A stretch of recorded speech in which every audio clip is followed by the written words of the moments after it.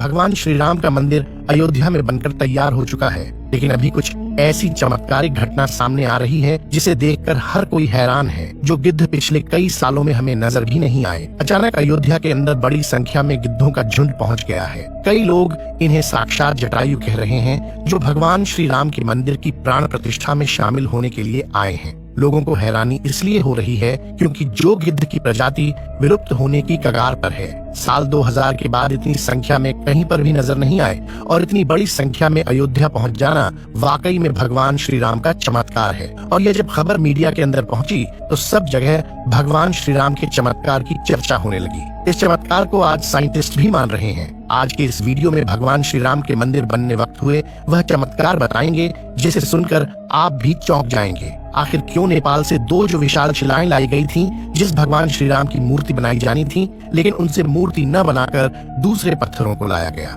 Video शुरू करें उससे पहले कमेंट में जय श्री राम जरूर लिख दें। दोस्तों, जिस मौके का पूरी दुनिया इंतजार कर रही थी, अब वह घड़ी आ गई है। अयोध्या में प्रभु श्री राम मंदिर बनकर तैयार हो चुका है। 22 जनवरी को रामलला की प्राण प्रतिष्ठा की जाएगी, लेकिन उससे पहले ही चमत्कार के ऊपर चमत्कार देखने को मिल रहे हैं। सबसे पहला चमत्कार तब हो गया जब लोगों को अचानक जटायु के वंशज गिद्ध आसमान में उड़ते दिखाई दिए। यहाँ तक कि भगवान श्री राम के भक्त इन्हें राम मंदिर की प्राण प्रतिष्ठा में आए मेहमान मान रहे हैं, क्योंकि पिछले कुछ सालों में यह प्रजाति विलुप्त सी हो गई थी। लेकिन राम मंदिर की प्राण प्रतिष्ठा नजदीक आते ही अयोध्या के आसपास बड़ी संख्या में गिद्ध आ पहुंचे हैं। लोग इस करिश्मा को देखकर पूजा भी कर रहे हैं, क्योंकि गिद्ध ऐसा प्राणी है जो भारत से विलुप्त हो चुका है। ऐसे में प्रभु श्री राम की प्राण प्रतिष्ठा से पहले ही वह कैसे दिखे, इसे लोग भगवान का चमत्कार मानकर पूजा कर रहे हैं। अब दोस्तों, ये इतनी बड़ी बात कोई सहयोग तो नहीं हो सकती है। दोस्तों, कुछ बुद्धिजीवी लोग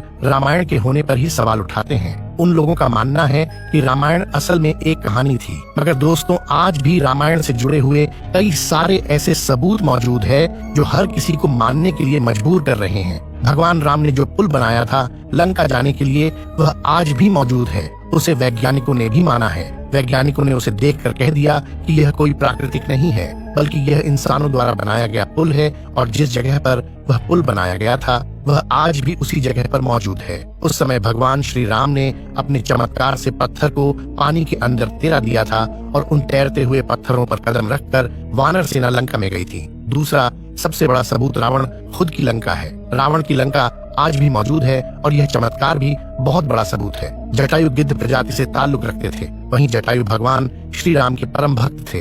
दोस्तों, जटायु और भगवान श्री राम के बारे में रामायण में भी कई बार हमें जिक्र मिलता है। त्रेता युग में जब भगवान श्री राम को अपने पिता द्वारा वनवास का आदेश मिला था, तब पंचवटी में भगवान श्री राम की पक्षीराज जटायु से मुलाकात हुई थी। पक्षीराज जटायु माता सीता को अपनी पुत्री के समान मानते थे। दरअसल जब रावण माता सीता को हरण करके ले जा रहा था, तब जटायु ने ही लंकापति रावण को सीता माता की रक्षा के लिए युद्ध किया था। वही जटायु जिन्होंने अपने पंखों से रावण को बहुत चोट पहुंचाई थी। रावण के शरीर को जटायु ने लहूलुहान कर दिया था। इस संघर्ष में जटायु ने अपने प्राणों की आहुति दी थी। छत्तीसगढ़ के दंडकारण्य में गिद्धराज जटायु का मंदिर है। ये वह स्थान है जब सीता का अपहरण कर रावण पुष्पक विमान से लंका जा रहा था, तो सबसे पहले जटायु ने ही रावण को रोका था। राम की राह में जटायु पहले शहीद थे।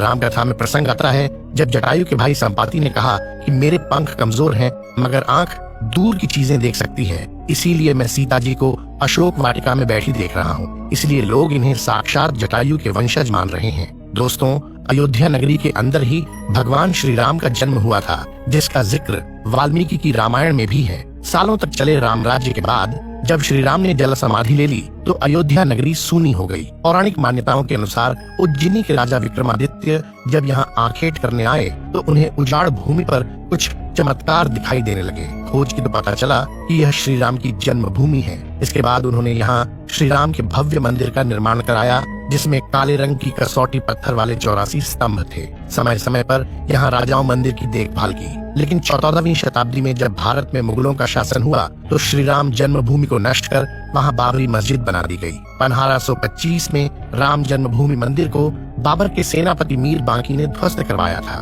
बाबरी मस्जिद की 3 गुंबद थी, जिसके बाहरी हिस्से में एक चबूतरे में श्री राम के बाल स्वरूप की पूजा होती थी। इसे राम चबूतरा कहते थे। लेकिन 1950 में बाबरी मस्जिद के मुख्य गुंबद के ठीक नीचे वही मूर्ति निकली जो सदियों से राम चबूतरे पर विराजमान थी। बाबरी मस्जिद और राम जन्मभूमि मंदिर पर सालों चले विवाद के बाद आखिरकार श्री राम की अपनी जन्मस्थली पर प्राण प्रतिष्ठा हो रही है। अब एक सवाल यह है कि आखिर अयोध्या में भगवान श्री राम की मूर्ति बनाने के लिए नेपाल से 2 विशाल पत्थरों को लाया गया था। इन पत्थरों को लाने के बाद आखिर क्यों उन पत्थरों से मूर्ति नहीं बनाई गई? ऐसी क्या वजह थी कि नेपाल के उन 2 पत्थरों की जगह दूसरे पत्थरों का इस्तेमाल किया गया? दरअसल राम मंदिर के निर्माण का काम पूरा होने के बाद फरवरी में नेपाल के काली गंडकी तट से 2 शिलाएं अयोध्या लाई गई थीं। इन 2 शिलाओं का वजन 14 टन और 27 टन था। शुरुआत में इन शिलाओं से राम मूर्ति बनाए जाने की बात सामने आई, लेकिन बाद में पता चला कि इन शिलाओं को